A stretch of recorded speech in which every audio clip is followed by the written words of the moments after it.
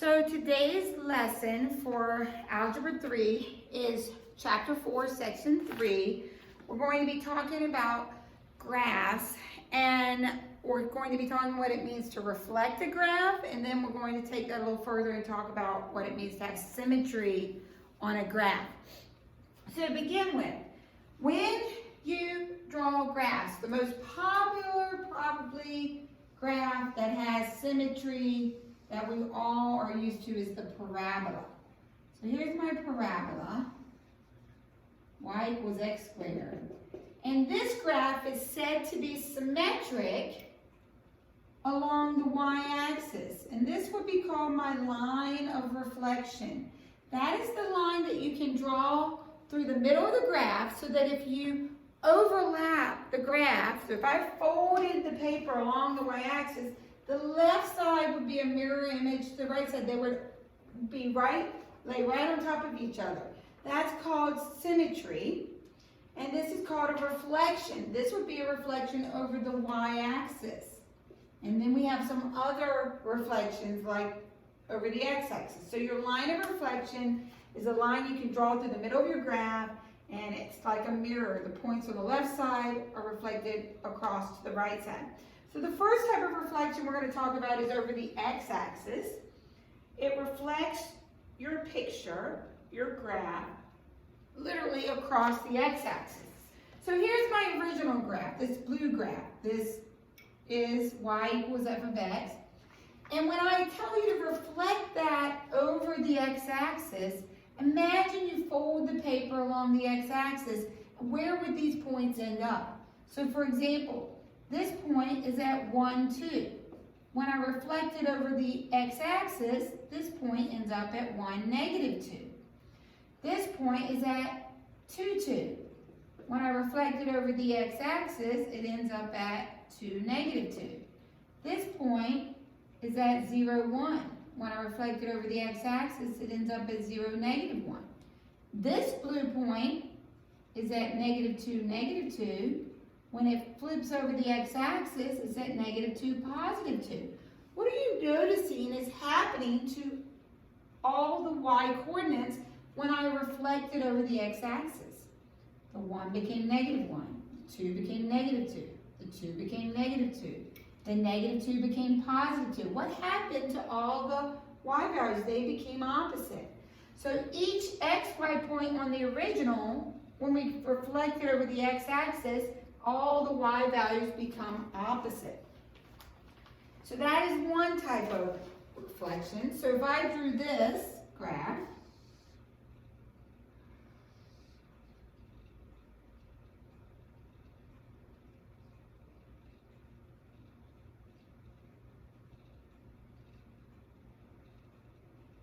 and I asked you to draw the reflection over the x-axis, well, to reflect this over the x-axis means I need to take each of these points and flip them down here. So this is 0, 0. 0, 0 is not going to go anywhere. 1, 1 on the reflection would become 1, negative 1. 4, 2, when I reflect it, would become 4, negative 2. And so the bottom curve would be the reflected curve where all the y values became opposite. So that's the reflection over the x-axis. If I put absolute value bars around the function, so y equals the absolute value of the function, it means that I'm going to make, what do absolute value bars do? They make things positive. That's telling me to make all my y values positive. So that means everything's going to get flipped above the x-axis. So this blue graph is the original. I'm going to draw the blue again in black. So this blue graph is the original graph.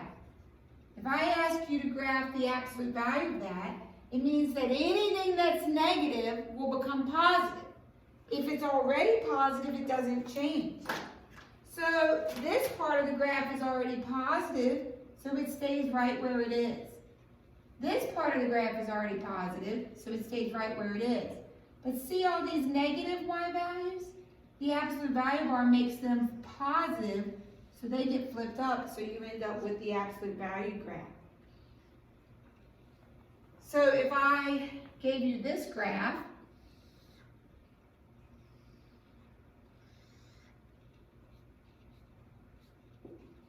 and I said make the absolute value version of that, this part would stay the same, this part would stay the same, but this part that's negative would get flipped up, and so the blue would be the absolute value version of the original. The third type of reflection is a reflection over the y-axis. We already talked about that when I talked about the parabola. A reflection over the y-axis means all the points here gets flipped over here.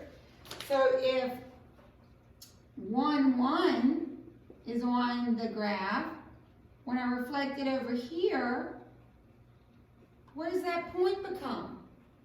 It becomes -1, 1. And if 2, 4 is on the graph, when I reflect it over here, what does that point become? -2, 4. So what happens when I reflect it over the y-axis? The x's become negative. So if you look at this curve, the green curve, when 1, 2 is on here, when I reflect it, -1, 2 is on here. When -1, 1/2 is on here, when I reflect it, +1, 1/2 is on here. So when we reflect it over the y-axis, notice that for each point x, y on the original, the x becomes opposite. So let's move on to the next page of your notes. The final type of reflection that we're going to talk about today is a reflection over the diagonal line y equals x. This line y equals x is a line that goes through 0, 0 and has a slope of 1. So up 1 over 1, up 1 over 1, up 1 over 1, up 1 over 1. So this is the line that we're imagining folding the paper over. That's called a reflection over the line y equals x. Let's notice what happens to the points. So here is my original. I have 0, 1 on here. When I reflect it over the line y equals x, it becomes 1, 0. I have 1, 2 on here. When I reflect it over the line y equals x, it becomes 2, 1. I have -1, 1/2 on here. When I reflect it over the line y equals x, it becomes 1/2, -1. What are you noticing is happening to the original points when I reflect it over that diagonal? 1, 2 becomes 2, 1. 0, 1 becomes 1, 0. -1, 1/2 becomes 1/2, -1. What happens? The x and the y values switch places. So each xy point on the original becomes yx when you reflect it over the line y equals x. So we're going to look at a graph on page 135.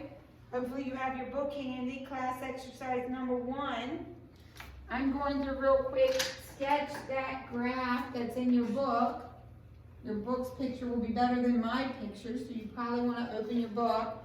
The graph looks like this. I'm just recreating the graph that's in your book. It goes through 0, 0, and there's a point here. And then it goes through 2, 0, and then it's 3, -1,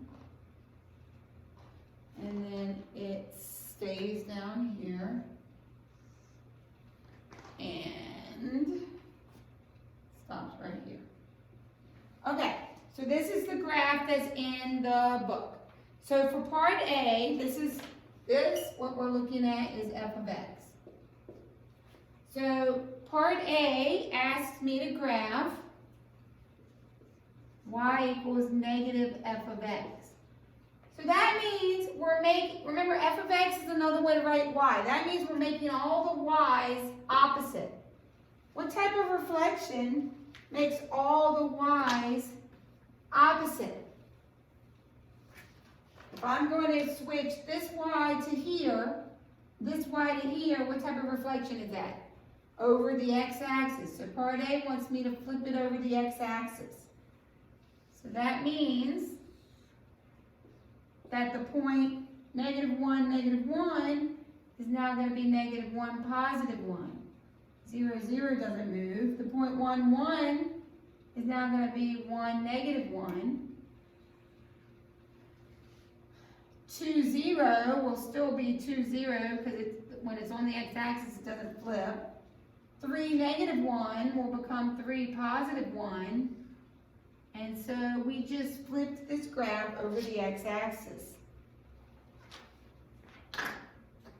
Part B asks me to graph the absolute value of f of x. Well, what does that mean I'm supposed to do to all my y values? I'm supposed to make anything that's negative positive. So I've got a negative piece here. Where is it going to end up? On top. So I'm going to put B over here.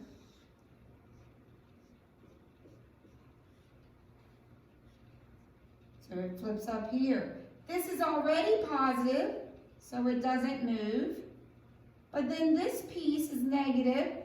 It has to get flipped up and stay positive. So for B, everything that's negative flips up and becomes positive. And finally, for C, they ask you to graph f of -x. Well, what type of reflection makes my x's negative? Well, my x's become negative when I flip it over the y-axis. So that means I'm going to take everything that's on the left and flip it over here, everything on the right and flip it over here. So let's see. So when I have 1, 1, it's now going to become -1, 1. When I have 2, 0, it's now going to become -2, 0. When I have 3, -1, it's now going to become -3, -1. When I have 4, -1, now going to become -4, -1. So everything on the right is now on the left. When I have -1, -1 is now going to become +1, -1, so that everything on the right, on the left is now on the right. So I flipped it over the y-axis when I make my x's negative. So we move on to example 2. Graph x squared plus 3x and the reflection over the line y equals x. And then we're going to make an equation for the reflected graph. I didn't really leave you enough space for this, so you probably need a sheet of notebook paper. I made this and I forgot to leave extra room. I mean, you could probably put it down here though, because we're not going to write anything under this fact. So you can put it under here. All right, so example 2, we're going to put the work down here. It first wants me to graph x squared plus 3x. Well, what do we know from earlier this year an x squared equation makes? It makes a parabola. So we're going to make our parabola. Anybody remember how to get the vertex? Vertex is -b over 2a. So for this problem, it's -3 over 2. So it's over here at -3/2. And then to get my y value, I plug that in. And now I'm going to go ahead and tell you it comes out to be -9/4. So right about here. So here's my vertex. And it goes through 0 and it goes through -3. So here's my original graph. And it wants me to make the reflection over the line y equals x. Well, how do we make a reflection over the line y equals x? Remember, for every point on here, the reflected graph, what do we do with the x and the y values? Who remembers? When x is 1, this point's going to be at 4. Okay. Remember, to make the reflection over the line y equals x, the x and the y values flip. So, if 1, 4 is on the original, what's on the reflection? 4, 1. If 0, 0 is on the original, it'll still be 0, 0. If negative 3 has negative 9 fourths, then negative 9 fourths, negative 3 halves, so they're pretty close to each other. Negative 3, 0 will become 0, negative 3. So we end up with a sideways parabola. It's reflected over the line. Y equals x. We switched all the x and the y values. So, it asked me to make an equation for this reflected graph. Well, how did we make the graph? When it's reflected over the line y equals x, we switched the x and y. We switched x and y. To make the equation, you do the same thing. We're going to take this original equation, and to make the reflected graph, we're going to simply switch the x and y, literally. Y becomes x becomes y, and this is my new reflected graph. What do you notice about sideways parabolas? Sideways parabolas, you're going to have a y squared. Regular parabolas, you're going to have an x squared. We're going to learn more about that later this year, hopefully. But y is squared when it's a sideways parabola. So the way to make the reflected graph over the line y equals x, or the equation, is to take the x and y and switch them. So we're going to move on to the next topic, which is axis of symmetry. Your axis of symmetry, we talked about that when we did parabolas. That was the imaginary line that cut the graph right in half. So it's your perpendicular bisector of the graph. Whatever the graph is, your axis of symmetry cuts it perfectly in half. So a regular parabola has an axis of symmetry that goes right through the vertex. A sideways parabola has an axis of symmetry sideways that goes right through the sideways vertex. So that's your axis of symmetry. It cuts the graph perfectly in half. And I continued the notes onto the next page because I realized I wasn't going to have enough room to talk about everything I needed to. So the axis of symmetry is the perpendicular bisector of the graph. In other words, if you folded the graph along that axis, the two sides would overlap perfectly. So for a regular parabola, you'll have a vertical axis of symmetry. This is going through 2, so the vertical line is x equals 2. Here's another regular parabola. The vertical line goes through -1, so you would say that the axis of symmetry is x equals -1. What about this ellipse? Where can I fold this ellipse and two sides overlap? One way is right down the middle vertically, x equals 0. Is there another way I could fold it and have two halves overlap? I could fold it horizontally. So this one has y-axis symmetry and x-axis symmetry. Could I fold it another way? This one actually also has the line y equals x symmetry. So any way I fold it, the two halves are going to overlap. So we want to be able to test whether or not an equation has symmetry. So the chart on page 134 is going to take you through the same test I'm going to take you through right here. You can look at the chart, or you can follow along with me right here as I explain each test. And so some of you might prefer following along. Okay, so the first type of symmetry is over the x-axis. The way you test over the x-axis, remember, that's something that when we reflect it here, the other half ends up here. So over the x-axis. The way to test is if xy is on here, then what should be down here?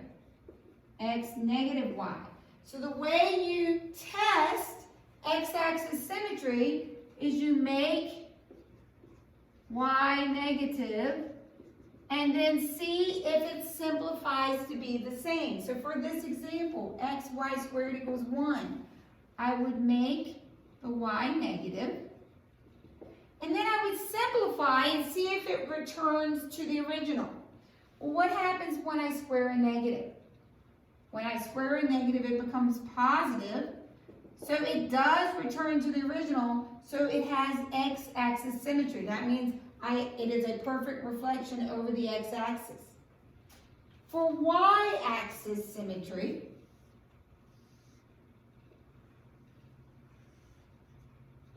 for every point x, y over here, what would we expect over here? Negative x, y. So the way to test y-axis symmetry, let me slide this up. The way to test y-axis symmetry is you make the x negative, because if xy is on the original, then negative xy also will work. So to test y-axis symmetry, you make x negative and see if it's still the original function. So y equals x squared plus 1, we're going to make the x negative, and then let's simplify it and see if it returns to the original.